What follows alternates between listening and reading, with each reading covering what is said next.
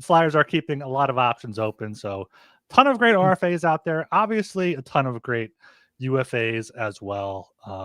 I've been looking at Kirill Kaprizov's stats recently. Did you know he's averaged like 47 goals per 82 games in his career so far? Like, it's just insane, absolutely incredible. Like, injured most of last year, but yeah, averaging 47 goals. He would have won the Hart Trophy if he hadn't gotten injured. He was unbelievable. He was unreal last season. It sucked so bad to see him go down. Yeah, I mean, averaging 99 points per 82 games in his career. Like, crazy. If the Wild aren't signing him, which, you know, I think I saw something that that Russo was talking about. He wants like a Draisaitl or higher contract. We'll see what the Wild do. Like, it doesn't have to be a center. You can win without a 1C as long as you have the depth and you have the wingers to support him. I want to talk about that.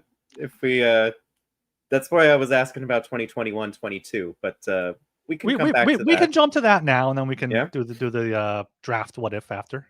Okay, so 21-22, what was the best line in hockey? You're taking me back a long time now. 21-22. I don't Arguably know, the best line in hockey. Oh, was that? I don't know. Was that the Bruins perfection line year? No, that was before that. No. What was it? With 500 minutes minimum played. All right, what do you got? Matthew Tkachuk, Elias Lindholm, and Johnny Gaudreau. That was the best line, arguably, in hockey. They, I just had it up. They had in 965 minutes together, which was the most minutes any line had at 5-on-5 that season, a 62.2 expected goals for percentage. Their Corsi for percentage was the best in the league at 58%. They were just unbelievable, utterly dominant. Who's the weakest link on that line? Lindholm, I guess? Yes, yeah. He is an okay 2C. He had the best year of his career. I think he had 82 points. Let me just double check that. Elias Lindholm. And we all saw, as soon as Tkachuk and Gaudreau left Calgary, he kind of fell off. And then in Boston last year, he really fell off. Like, he is not a first-line caliber center. But you have two superstars on either side. All of a sudden, you got a guy. He did have 42 goals and 40 assists, so 82 points in 82 games that season. Second in Selke voting. He ain't that guy. Oh. But you have a superstar winger in Tkachuk, a star winger in Gaudreau. I want you to picture the Flyers in 3 or 4 years. What is Porter Martone's biggest comp? Matthew Tkachuk.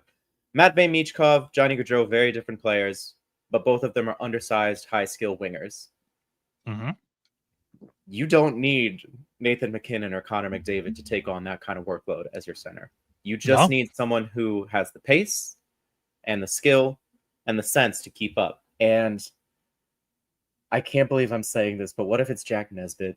What if Jack Nesbitt is just that guy? He's not a 1C in any other world, but when you put him between Martone and Michkov, all of a sudden you got something. Or Luchenko even. I was about to say, why do you keep you're shafting Luchenko here? Like, I don't think I want to put Martone and Nesbitt, two big bodies, necessarily together. But yeah, put Luchenko there for the speed two-way play, Martone for the big body, and Michkov for the the playmaking. I love that. Yeah, it's just. And I was trying to fall asleep last night, and it came to me. I was like, wait a minute, what wasn't that the best line in hockey? And I'm like, Flyers have two of the physically similar guys already. What if the missing piece is a center that we would never expect it to be? Yeah, I'm looking now at the Flames' other lines on a Money Puck from that year. They didn't necessarily have the depth that the Flyers are going to have. They did not. Mangiapane, Backlund, Coleman, Mangiapane, Backlund, Toffoli, Coleman, Backlund, Pitlick, Lucic, Monahan, Lewis. They didn't have the depth that the Flyers are going to have. And the other note on Lindholm is that most of his other best career years, I think he was on the wing. I don't think he was playing center in some of his other better career years. So if you look at his just underlying stats and you're like, well, he was really good then too. I think the year before that he was on the wing with Monahan and Gaudreau, and then the year before that it was Monahan and Tkachuk. So Yeah, he's always taken a lot of faceoffs though. So I don't know if yeah. maybe he's the faceoff taking winger, but yeah, he's never been. Yeah, that was clearly a career year for him. 82 points. Next highest was 78, and then 64, and last year 47 in Boston after getting that big contract. Yeah, David Pastrnak wasn't enough to bring him back to that level of play. But it just goes to show, like, he's probably like a decent 2C. He was like a decent middle six center for most of his career, and maybe that's just enough. If your wingers are such high level stars, then as long as you can keep up and not be detrimental, that just might be enough. Yeah, absolutely. And I'm like, Zegras, I imagine Zegras isn't going to play poorly enough to not come back after this year unless he has more injuries. So they'll have Zegras. Yeah.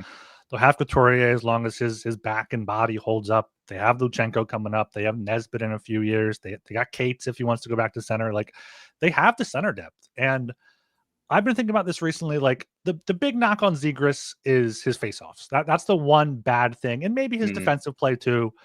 But looking here, like last year's point leaders face-off percentage, like McKinnon just under 50%, 49.9%, McDavid 47%, Eichel 45%. Like a lot of these top line centers aren't great in the face-off circle either. Like Braden Point 48%, Sam Reinhart, not a center but took 500 face-offs, 41%. Like you don't necessarily need to win possession off the face-off to win possession. Like Thompson 42%. My boy Tage Thompson there. Jack Hughes 38%. Like you don't have to win a ton of faceoffs to be a great center. I think a lot of that comes down to the Ducks are also just bad. So it really highlighted, like, Zegras's weakness in the faceoff circle was highlighted by the fact that nobody on the Ducks knew how to get puck possession back. Like, maybe that's part of it too. Yeah, like Connor Bedard, 38%. Nazem Kadri, everyone talks about as a great two-way center, 46%. Bedard is different. Like he's a 20-year-old kid. I don't expect him to be winning face-offs left and right. I know, but under 40% was surprising for me. Jack Hughes is the interesting one. Because, I mean, I guess if you're playing with Timo Meier, or you also have Nico Hischier, I bet Nico Hischier is pretty good at face-offs. Yeah. But if you've got like Timo Meier and Jesper Bratt, I bet those two are pretty good at getting puck possession back because they're really, really good players. So, like just with that, like it's not just the center. It's not just the center. You have to get the wingers to go in to help win the face-off, defensemen too. And I'm just looking at Sean Couturier, his face-off percentage over the years, 40 from when he was 19 coming into the league, 47, 44, 47, 48, 48, then jumped up to 55 and has been above 50, 57, 59, 56, 55, 56 last year. Like he clearly found something to use that. And so hopefully he can help out Zegras and the rest of these guys. Didn't Giroux have a moment like that too, where he just spent an entire offseason learning to like how to win a face-off? Or probably he always just good? He's always been around 50%. Yeah, he's always been great. I mean, 60%, one of those, 61% last year. That's incredible. Unbelievable. That's just crazy, dude. What is his secret? I don't understand what his what he does. He would have been the perfect. Yeah, it's the red hair. It has to be the red hair. He would have been the perfect like Christian Dvorak, but better if he wasn't Claude Giroux and would have come back in with the leadership while they're trying to do this whole new thing. But Dvorak going to be a solid third line guy, win faceoffs, play PK. Do you think Dvorak signed here kind of like knowing that he'll play center, or do you think he might play on the wing? I don't know. Yeah, I don't know. What do you think, Joe? What do I think? I think he's gonna. I think he expects to play center. But if one of the kids is just, you can't deny him.